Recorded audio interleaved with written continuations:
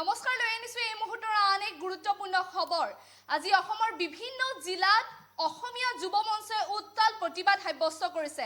শিৱসাগৰ, তিনিচুকীয়াকে আদি কৰি বিভিন্ন জিলাত উত্তাল প্ৰতিবাদ কাৰ্যসূচী সাব্যস্ত কৰা পৰিলক্ষিত হৈছে।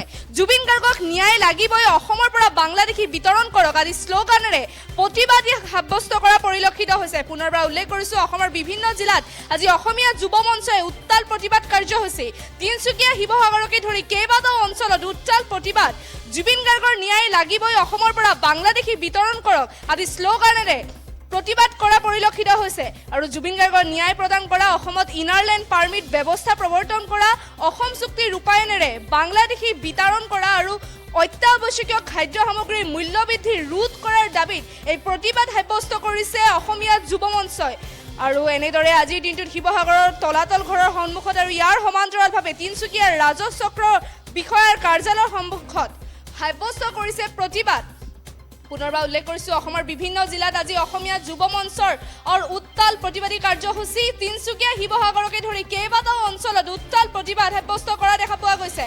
আৰু জুবিন গাৰ্গৰ ন্যায় লাগিবই, অসমৰ পৰা বাংলাদেশী বিতৰণ কৰক আদি শ্লোগানেৰে প্ৰতিবাদ কৰা পৰিলক্ষিত হৈছে। আৰু জুবিন গাৰ্গৰ ন্যায় প্ৰদান কৰা, অসমত ইনাৰলাইন পাৰ্মিট ব্যৱস্থা প্ৰৱৰ্তন কৰা, অসম চুক্তি ৰূপায়ণেৰে বাংলাদেশী বিতৰণ কৰা আৰু অত্যাৱশ্যকীয় খাদ্য সামগ্ৰীৰ মূল্য বৃদ্ধি ৰোধ কৰাৰ দাবীত এই প্ৰতিবাদ সাব্যস্ত কৰিছে অসমীয়া যুৱ মঞ্চই। আৰু আজিৰ দিনটো তিনিচুকীয়া, শিৱসাগৰকে ধৰি কেইবাটাও অঞ্চলত উত্তাল প্ৰতিবাদ কৰা পৰিলক্ষিত হৈছে অসমীয়া যুৱ মঞ্চই। এনেদৰে আজিৰ দিনটোত শিৱসাগৰৰ তলাতল ঘৰৰ সন্মুখত আৰু ইয়াৰ সমান্তৰালভাৱে তিনিচুকীয়াৰ ৰাজহ চক্ৰ বিষয়াৰ কাৰ্যালয়ৰ সন্মুখত সাব্যস্ত কৰিছে প্ৰতিবাদ। আৰু আজিৰ দিনটোত অসমীয়া যুৱ মঞ্চই উত্তাল প্ৰতিবাদ কৰিছে। জুবিন গাৰ্গৰ ন্যায় লাগিবই, অসমৰ পৰা বাংলাদেশী বিতৰণ কৰক আদি শ্লোগানেৰে প্ৰতিবাদ কৰা পৰিলক্ষিত হৈছে। জুবিন গাৰ্গৰ ন্যায় প্ৰদান কৰা, অসমত ইনাৰলাইন পাৰ্মিট ব্যৱস্থা প্ৰৱৰ্তন কৰা আৰু অসম চুক্তি ৰূপায়ণৰ দাবীৰে এই উত্তাল প্ৰতিবাদ সাব্যস্ত কৰা পৰিলক্ষিত হৈছে।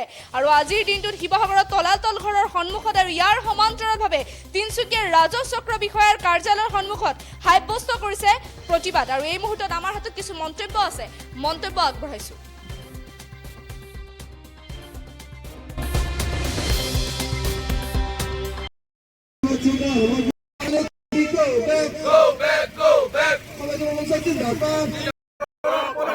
জুবিন গাৰ্গক ন্যায় প্ৰদান কৰক।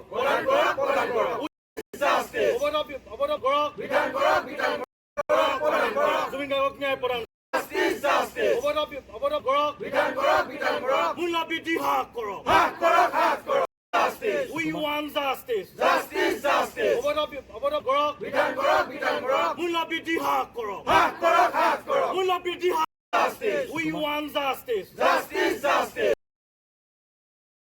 ঘৰৰ প্ৰাংগণত আমাৰ অসমীয়া যুৱ মঞ্চৰ লগতে অসমীয়া মহিলা মঞ্চৰ শিৱসাগৰ জিলা সমিতিৰ লগতে জয়সাগৰ আঞ্চলিক সমিতি আমি এটা ইয়াতে প্ৰতিবাদ সাব্যস্ত কৰিছোঁ। আমাৰ প্ৰতিবাদৰ মূল লক্ষ্য আৰু উদ্দেশ্য এইটোৱে যে আমাৰ হিয়াৰ আমঠু জুবিন গাৰ্গ ডাঙৰীয়া হেৰাই যোৱা, আমাৰ মাজৰ পৰা হেৰাই যোৱা আজি কেইবাটাও মাহ উকলি গৈছে। কিন্তু আমি দেখিছিলোঁ সেই সময়ত বহুত এটা ডাঙৰ ঢৌ উঠিছিলে যে জুবিন গাৰ্গৰ ন্যায় নোহোৱা পৰ্যন্ত একো নহয়। কিন্তু আমি যেতিয়া দেখিছোঁ আজি লাহে লাহে যেতিয়া দিনবোৰ বাগৰি বাগৰি গৈ আছে, ক'ৰবাত জুবিন দা মানুহটো ক'ৰবাত যেন হেৰাই গৈছে, আমি তেনেকুৱা অনুভৱ কৰিছোঁ। আজি কথাকেইটা ক'বলৈ যাওঁতো মই ক'ৰবাত আৱেগিক হৈ পৰিছোঁ, কিয়নো অনাগত দিনত আৰু মাত্ৰ এটা মাহৰ পিছতে আমাৰ বহাগৰ বিহুটো আহি আছে। বহাগ বিহু বুলি ক'লে আমি জুবিন দা নোহোৱাকৈ বিহু পতাটো আমি কিমান ধৰণৰ এটা কষ্টকৰ কথা, সেই কথাটো আমি প্ৰতিজন অসমীয়া হিচাপে আমি বুজি পাওঁ। এই ক্ষেত্ৰত মই এটা কথাই, আমাৰ প্ৰতিবাদৰ আজি মূল দাবী এইটোৱে আছিল যে জুবিন গাৰ্গৰ ন্যায় লাগে। আমি জানো, আমি যেতিয়া জুবিন গাৰ্গৰ ন্যায় বিচাৰোঁ তেতিয়া আমাক প্ৰতিজন মানুহে কয় জুবিন গাৰ্গৰ ন্যায় চৰকাৰে নিদিয়ে, জুবিন গাৰ্গৰ ন্যায় দিয়ে আইন আদালতে। আমি এইটো নজনা নহয়, জুবিন গাৰ্গৰ ন্যায় চৰকাৰে দিয়ে বুলি আমি কোৱা নাই। আমি জানো যে জুবিন গাৰ্গৰ ন্যায় যেতিয়া আদালতৰ মজিয়ালৈ গৈছে, আদালতেই ন্যায় দিব। কিন্তু সেই ন্যায় প্ৰক্ৰিয়াটো কেতিয়ালৈকে যাব, কিমান লেহেমীয়া হৈছে। এজন জুবিন গাৰ্গৰ নিচিনা এজন ব্যক্তি হত্যাক যেতিয়া ইমান লেহেমীয়াকৈ ন্যায় প্ৰক্ৰিয়াটো আগবঢ়াই নিছে, তেতিয়াহ'লে ভাবক আমাৰ নিচিনা জনসাধাৰণৰ, সৰু সাধাৰণ মানুহৰ কি গতি হ'ব। ইমান লাখ লাখ জনগণৰ গুণমুগ্ধ মানুহৰ তেওঁ এনেকুৱা এটা ব্যক্তি হত্যা, তেওঁ যি ন্যায় প্ৰদানৰ যিটো এটা ক্ষিপ্ৰতাৰে তেওঁৰ ন্যায় প্ৰক্ৰিয়াটো আগবাঢ়িব লাগিছিলে, কিন্তু তাত দেখিছে, আমি সকলোৱে আজি দেখিছোঁ যে তাত লেহেমীয়া হৈছে। আমি বিচাৰিছোঁ যে চৰকাৰে, মুখ্যমন্ত্ৰী ডাঙৰীয়াই কৈছিলে যে ফাষ্ট ট্ৰেক আদালত গঠন কৰা হ'ব, তাৰ জৰিয়তে খুব সোনকালে আমি জুবিন গাৰ্গৰ ন্যায় প্ৰদানৰ কথাটো আমি বিবেচনা কৰিম। আৰু লগতে তেওঁ কৈছিলে যে যেতিয়ালৈকে এইখন চৰকাৰে জুবিন গাৰ্গক ন্যায় প্ৰদান কৰিব নোৱাৰে তেতিয়ালৈকে আমাক ভোট দিব নালাগে। কথাটো আছিল ভোট কেন্দ্ৰিক।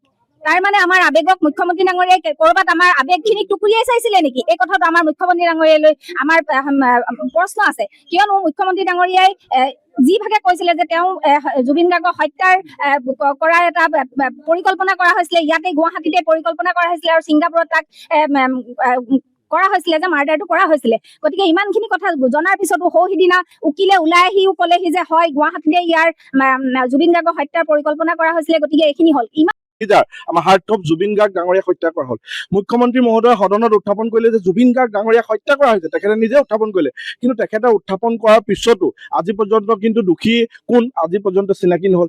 এটা দীঘলীয়া চাৰ্জশ্বিট বনোৱা হ'ল, যিখন চাৰ্জশ্বিট বাকচত ট্ৰাংকত ভৰাই অনা হ'ল। এই ট্ৰাংকত বাকচত ভৰাই অনা এই ট্ৰাংকৰ যিটো প্ৰতিবেদন, সেই প্ৰতিবেদনৰ ওপৰত ভিত্তি কৰি আজি পৰ্যন্ত প্ৰকৃত দোষী চিনাক্ত নহ'ল। পাণ দোকানীক টানি অনা হ'ল, বিহু সন্মিলনীক টানি অনা হ'ল। আচলতে জুবিন গাৰ্গৰ মৃত্যু যদি মুখ্যমন্ত্ৰীয়ে জানে যে জুবিন গাৰ্গৰ মৃত্যু আচলতে হত্যা কৰা হৈছে, গতিকে প্ৰকৃত দোষী কোন? ফাষ্ট ট্ৰেক আদালতৰ জৰিয়তে অতি খৰতকীয়া ব্যৱস্থাই তেখেতে প্ৰকৃত দোষীক চিনাক্ত কৰাৰ ব্যৱস্থা গ্ৰহণ কৰিছে। কি কাৰণত মুখ্যমন্ত্ৰীয়ে গতিবিলাক লেহেমীয়া কৰা হৈছে? জুবিন গাৰ্গ যোনদিনা মৃত্যু হৈছে তাতকৈ ডাঙৰ কথা, সেইদিনাৰ পৰাই কিন্তু এখন নাটক ৰচনা হৈছিলে আৰু আজি পৰ্যন্ত সেই নাটকৰ ৰূপ চলি আছে।